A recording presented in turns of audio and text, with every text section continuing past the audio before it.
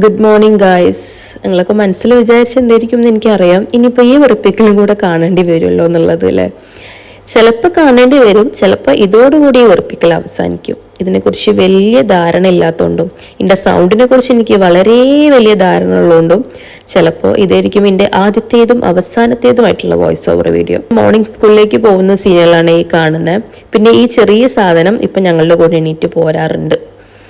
ഇത് കഴിഞ്ഞാൽ അവനെ പിടിച്ച് കിടത്തി ഉറക്കും. പക്ഷെ രാവിലെ മൂപ്പര് ഉണ്ടാവും ഞങ്ങളുടെ കൂടെ. അങ്ങനെ മോള് ഇന്നത്തെ ലഞ്ച് ബോക്സിൽ എന്താ, ഇന്ന് അവിടെ സ്റ്റഡി ഉണ്ടാവോ, പ്ലേ ഉണ്ടാവോ, അങ്ങനെയുള്ള ഓരോ ക്വസ്റ്റ്യൻസ് കൊണ്ട് ഇങ്ങനെ നിൽക്കുന്നത്. അത് ഡെയിലി ഉള്ള ക്വസ്റ്റ്യൻസ് ആണ്. ടീച്ചറോടൊന്ന് പറയണേ, ഇടയ്ക്കൊന്ന് പ്ലേ ചെയ്യണം എന്നുള്ളത് പറയണേ എന്നൊക്കെ പറഞ്ഞിട്ട് ഓരോ റിക്വസ്റ്റ് കൊണ്ടൊക്കെയാണ് ആൾ സ്കൂളിലേക്ക് പോവുക. എന്തായാലും അവൾ പോയി, അവളുടെ ബായൊക്കെ പറയുകയാണ് അവന്. പണ്ട് കോളേജിൽ പഠിക്കുന്ന ടൈമിൽ എന്നോട് എൻ്റെ ഒരു സീനിയർ പാട്ട് പാടാൻ പറഞ്ഞിരുന്നു. ആദ്യമൊന്നും ഞാൻ പാടി കൊടുത്തില്ല. പിന്നെ നമ്മൾ കുറച്ച് കമ്പനിയൊക്കെ ആയതിനു ശേഷം ഇങ്ങനെ ചോദിക്കുന്നല്ലേ പാട്ട് പാടി കൊടുക്കാം എന്ന് പറഞ്ഞ് ഞാനൊരു പാട്ട് പാടി കൊടുത്ത്. എന്തായാലും ആ ഒരു പാട്ടോട് കൂടി പിന്നെ എന്നോട് ആ കോളേജിൽ ആരും പാട്ട് പാടാൻ പറഞ്ഞു വന്നിട്ടില്ല.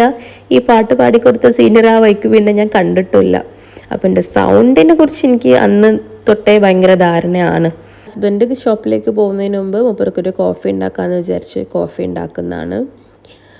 മൂപ്പരൊരു ചായ പേഴ്സൺ ആയിരുന്നു. അപ്പോൾ മൂപ്പരെ പതുക്കെ ഞാനൊരു കോഫി പേഴ്സൺ ആക്കി മാറ്റുന്നുണ്ട്. അത്രയും ഉറക്കം വന്ന് കൺട്രോൾ ചെയ്യുന്ന സീനാണ് നിങ്ങൾ ആ കാണുന്നത്. അത്രയും അവൻ ഉറക്കം വന്നിട്ടുണ്ട്. പക്ഷേ പപ്പ പോയിട്ടേ ഉറങ്ങുള്ളൂ. അതും കൂടെ യാത്രയാക്കിയാൽ എൻ്റെ കടമകളെല്ലാം പൂർണ്ണമായി എന്നുള്ള മൈൻഡിൽ അങ്ങോട്ടും ഇങ്ങോട്ടും ഇല്ലാത്തതാണ്. അങ്ങനെ മൂപ്പര് എണീറ്റ് വന്ന് മൂപ്പരവിടെ ഷൂ ഒക്കെ ഇടുമ്പോൾ അവൻ അവിടെ തൊട്ടടുത്തിരുന്ന് അവൻ്റെ ഓരോ ഭാഷയിൽ ഓരോ സംസാരങ്ങളും കാര്യങ്ങളും സ്നേഹപ്രകടനങ്ങളൊക്കെയാണ് ആ കാണുന്നത്. അങ്ങനെ കോഫിയൊക്കെ കുടിച്ചിട്ടല്ല, കോഫി കയ്യിലെടുത്ത് പോകുന്ന സീനാണ് അത്. അതെ, രാവിലെ കോഫി ചിലപ്പോൾ കുടിക്കും, ചിലപ്പോൾ ലേറ്റ് ആകുമ്പോൾ കയ്യിലെടുത്തുകൊണ്ട് പോകും.